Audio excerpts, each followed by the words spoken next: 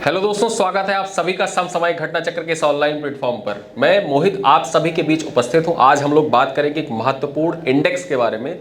असमानता को दूर करने के लिए जो प्रतिबद्धताएं होती हैं, उन प्रतिबद्धताओं पर आधारित एक इंडेक्स जारी किया गया है। और ये इंडेक्स देखिए, कोई भी रिपोर्ट या इंडेक्स हो वो आपके परीक्षा के दृष्टिकोण से वैसे ही इंपॉर्टेंट होती है, लेकिन असमानता को कम करने की प्रतिबद्धता सूचकांक 2024 जो है, ये आपकी परीक्षा के दृष्टिकोण इसलिए भी महत्वपूर्ण हो जाती है क्योंकि इसमें कुछ सुझाव दिए गए हैं कि कैसे असमानता को दूर किया जा सकता है, और कुछ बातें बताई गई हैं कि कैसे देश जो है वो असमानता को कम करने में पीछे रह गए हैं। तो आइए हम बात करते हैं अपने इस रिपोर्ट के बारे में।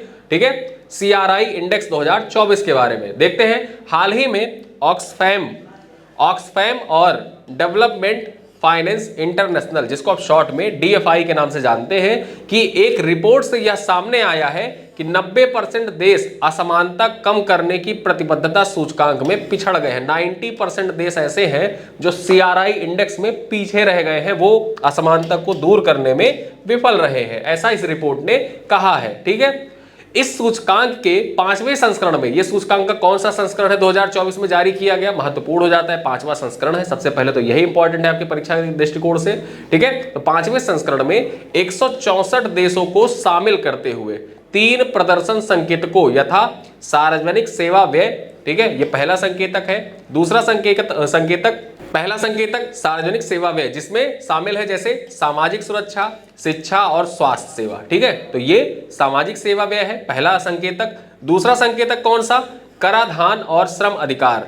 ठीक है, ये दूसरा संकेतक है, कराधान और श्रम अधिकार एवं मजदूरी का मूल्यांकन। ये 3 संकेतक हैं।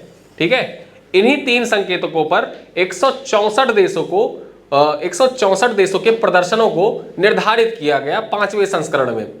भारत सार्वजनिक सेवा व्यय, ठीक है, जो सार्वजनिक सेवा व्यय यानी कि जो पहला मानक है, पहला संकेतक है, पहले इंडिकेटर पे देखा जाए तो 129वें स्थान पर है। ठीक है, यानी कि सामाजिक सुरक्षा, शिक्षा और स्वास्थ्य में भारत की रैंकिंग इस रिपोर्ट में कौन सी दी गई है, तो 129वें स्थान पे भारत को रखा गया है। वही दूसरे संकेतक की बात करें, कराधान एवं श्रम अधिकारों में भारत को 16वें स्थान पर रखा गया है, तथा मजदूरी, ठीक है, श्रम अधिकारों एवं मजदूरी में किस स्थान पर? भारत को 156वें स्थान पर रखा गया है। तीनों संकेतकों को अगर जो साथ में मिला दे तो CRI इंडेक्स जो है, तो CRI इंडेक्स में भारत को कौन से स्थान पर रखा गया है? तो CRI इंडेक्स में भारत को रखा गया है 127वें स्थान पर। ठीक है, 127वां स्थान भारत को प्रदान किया गया है। वहीं अगर हम बात करें आगे, भारत CRI 2024 में असमानता को दूर करने में दक्षिण एशियाई पड़ोसी देश नेपाल जो 115वें स्थान पर है और श्रीलंका जो 118वें स्थान पर है, उनसे पीछे है। भारत के जो पड़ोसी देश है नेपाल का स्थान कौन सा रखा गया CRI इंडेक्स में? 115वें स्थान पर। वहीं श्रीलंका को 118वां स्थान दिया गया है। इन दोनों से भारत पीछे है। वर्तमान स्थिति संयुक्त राष्ट्र के सतत विकास लक्ष्य 10, जो संयुक्त विकास का SDG 10 है ना, संयुक्त विकास द्वारा जो सतत विकास लक्ष्य 10 है, वो असमानता को कम करने से संबंधित है। याद रखना, आपकी परीक्षा में पूछा जा सकता है UPPCS में। ठीक है, तो वर्तमान स्थिति संयुक्त राष्ट्र के सतत विकास लक्ष्य 10 SDG 10 की प्राप्ति के लिए गंभीर खतरा उत्पन्न करती है, जिसका लक्ष्य 2030 तक असमानता को कम करना है। ठीक, तो यहाँ पे आप समझ गए कि जो UN का जो सतत विकास लक्ष्य 10 है, ठीक है, वो किससे संबंधित है? तो असमानता को कम करने से संबंधित है। लेकिन वर्तमान जो हालत है उससे लगता है कि गंभीर स्थिति है भारत की फिलहाल असमानता को कम करने में। आगे बात करें, रिपोर्ट की मुख्य बातें क्या क्या हैं, रिपोर्ट में क्या क्या बातें कही गई हैं, उन पे देखते हैं। तो व्यापक सेवा में कटौती की बात कही गई है। रिपोर्ट में कहा गया है कि रिपोर्ट में जो खराब प्रदर्शन है उसका कारण क्या क्या है। ठीक है, तो व्यापक सेवा में कटौती। चौंकाने वाली बात यह है कि 84% देशों ने आवश्यक सामाजिक सेवाओं में निवेश कम कर दिया है। जो आवश्यक सामाजिक सेवाएं हैं, स्वास्थ्य, शिक्षा, ठीक है, उन पे कम कर दिया है निवेश, जिससे कमजोर आबादी के लिए शिक्षा, स्वास्थ्य सेवा और सामाजिक सुरक्षा प्रणालियों पर गंभीर असर पड़ा है। 84% देश ऐसे हैं जिन्होंने आवश्यक सामाजिक सेवाएं हैं उन पर व्यय कम कर दिया है, जिससे शिक्षा, स्वास्थ्य और सामाजिक सुरक्षा जैसी व्यवस्थाएं जो होती हैं, जो कमजोर आबादी होते हैं, उस पर नकारात्मक प्रभाव पड़ रहा है। दूसरी बात क्या कही गई है? कर प्रणाली का ह्रास। ठीक है, रिपोर्ट में बताया गया है कि 81% देश की कर संरचना कमजोर हुई है, जिससे वित्त संबंधी असमानताओं को दूर करने और आवश्यक सार्वजनिक सेवाओं के वित्त पोषित करने की उनकी क्षमताएं कम हो गई हैं। ठीक है, तो कर प्रणाली का ह्रास बताया गया है, दूसरा पॉइंट। ठीक है, रिपोर्ट की खराब प्रदर्शन के कारणों में आगे बात करें तो अगला क्या बताया गया कारण, यहाँ पे श्रम अधिकारों की कमी। 10 में से 9 देशों में श्रम अधिकार एवं न्यूनतम मजदूरी मानकों में कमी आई है, जिसके कारण लाखों श्रमिक शोषण और आर्थिक कठिनाइयों का सामना कर रहे हैं। द्वितीय विश्व युद्ध के बाद से वैश्विक उत्तर और वैश्विक दक्षिण यानी कि ग्लोबल नॉर्थ और ग्लोबल साउथ के बीच में असमानता तेजी से बढ़ी है। जैसे आप देखेंगे तो जो ग्लोबल नॉर्थ है वो ज्यादा डेवलप है और ग्लोबल साउथ जो है वो कम डेवलप है, तो यहाँ पे असमानता बढ़ी है। ठीक है, आगे बात करें क्षेत्रीय शीर्ष प्रदर्शनकर्ता और संघर्षरत राष्ट्र।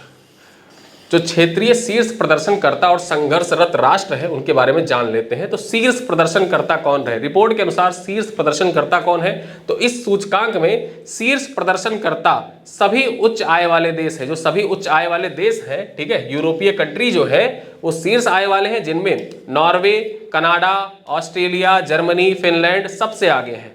और इनका मुख्य प्रेरक क्या है, ठीक है, क्यों आगे है, मुख्य प्रेरक कारक क्या है इनका आगे होने के पीछे, तो पर्याप्त सामाजिक व्यय और व्यापक सेवा पहुंच, जो सामाजिक आर्थिक असमानताओं को प्रभावी ढंग से संबोधित करती है। इसी कारण ये देश आगे हैं। ठीक है, यहाँ पे देखिए प्रदर्शनकर्ता को बताया गया है रिपोर्ट में कौन शीर्ष प्रदर्शन करता है, साथ ही साथ रिपोर्ट ने यह भी इंडिकेट कर दिया है कि ये क्यों आगे है। ठीक है, प्रेरक कारक क्या है इनका, किस कारण से ये आगे है।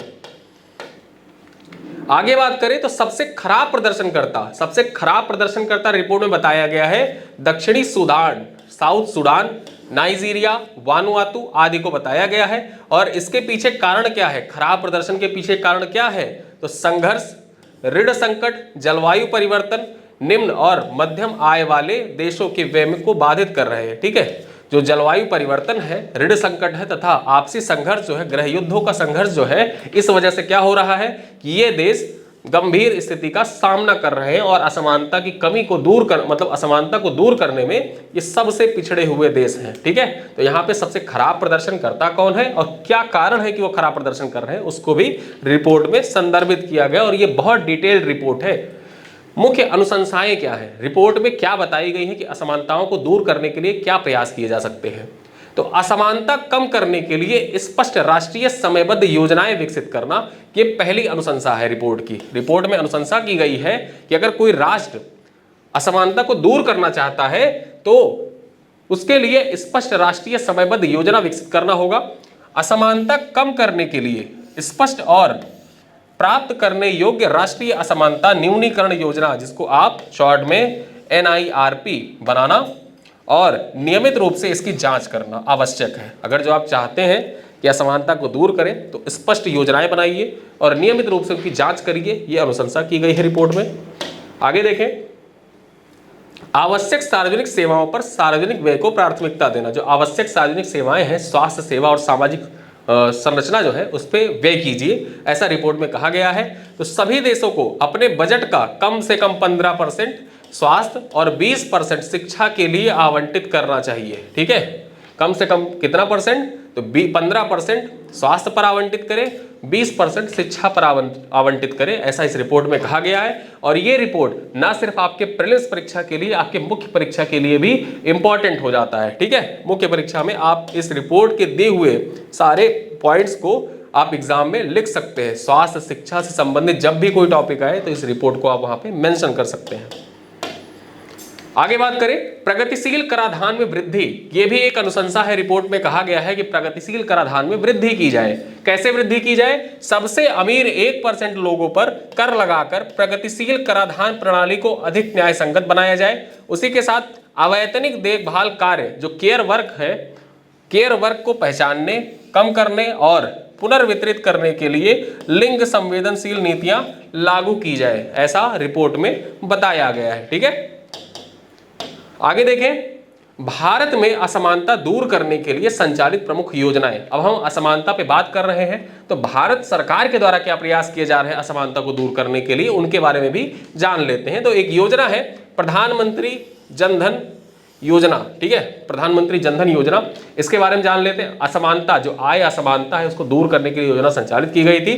2014 में शुरू की गई इस योजना का उद्देश्य बैंकिंग सेवाओं से वंचित आबादी को बैंक खाते, ऋण, बीमा और पेंशन जैसी वित्तीय सेवाओं तक पहुंच प्रदान करना था। ठीक है, तो वित्तीय असमानता को दूर करने के लिए भारत सरकार के द्वारा प्रधानमंत्री जनधन योजना स्टार्ट की गई थी। कब स्टार्ट की गई थी? 2014 में स्टार्ट की गई थी। दूसरी योजना कौन सी है? महात्मा गांधी राष्ट्रीय ग्रामीण रोजगार गारंटी अधिनियम, जिसको आप मनरेगा के नाम से जानते हैं। यह अधिनियम जो था 2005 में लागू, इस योजना के उद्देश्य क्या था? तो ग्रामीण परिवारों को एक वित्तीय वर्ष में 100 दिन का रोजगार उपलब्ध कराकर उनकी आजीविका सुरक्षित करना और सुदृढ़ बनाना था। आजीविका के लिए मनरेगा योजना संचालित की गई, जो आय असमानता को कम करने के लिए महत्वपूर्ण था। ठीक है, आगे बात करें स्वास्थ्य के क्षेत्र में, देखते हैं। आय असमानता कम करने के लिए उत्तर प्रदेश भारत सरकार की अगली योजना है राष्ट्रीय ग्रामीण स्वास्थ्य मिशन। ठीक है, 2005 में शुरू किया गया यह मिशन ग्रामीण क्षेत्रों में स्वास्थ्य सेवाओं में सुधार, विशेष रूप से मातृ एवं शिशु स्वास्थ्य पर ध्यान केंद्रित करते हुए स्वास्थ्य असमानताओं को कम करने की दिशा में कार्यरत है। ठीक है, तो ये उत्तर प्रदेश द्वारा भारत सरकार द्वारा जो प्रमुख असमानता को कम करने के लिए संचालित योजनाएं हैं उनके बारे में हम लोग यहाँ पे चर्चा कर रहे हैं। प्रधानमंत्री आवास योजना, इसके बारे में जान लेते हैं। 2015 में शुरू की गई इस योजना का उद्देश्य शहरी और ग्रामीण गरीबों को किफायती आवास उपलब्ध कराना, मलिन बस्तियों के उन्मूलन और लोगों के जीवन स्तर में सुधार करना था। ठीक है, तो ये जो प्रधानमंत्री आवास योजना था, ये आवास उपलब्ध करा के जो असमानता है लोगों के बीच में उसको कम करने के उद्देश्य से संचालित किया गया था। ठीक है, तो यहाँ पे हमने जो असमानता कम करने की प्रतिबद्धता से संबंधित सूचकांक CRI सूचकांक 2024 है, उसके बारे में डिटेल से डिस्कस कर लिया। भारत सरकार के द्वारा असमानता कम करने के लिए क्या प्रयास किए जा रहे हैं, साथ ही साथ जो अनुशंसाएं की गई हैं रिपोर्ट के माध्यम से, 5वीं रिपोर्ट जो इस बार प्रकाशित हुई उसमें जो अनुशंसाएं की गई हैं CRI रिपोर्ट के माध्यम से, उन सभी पे हमने डिटेल से चर्चा कर लिया।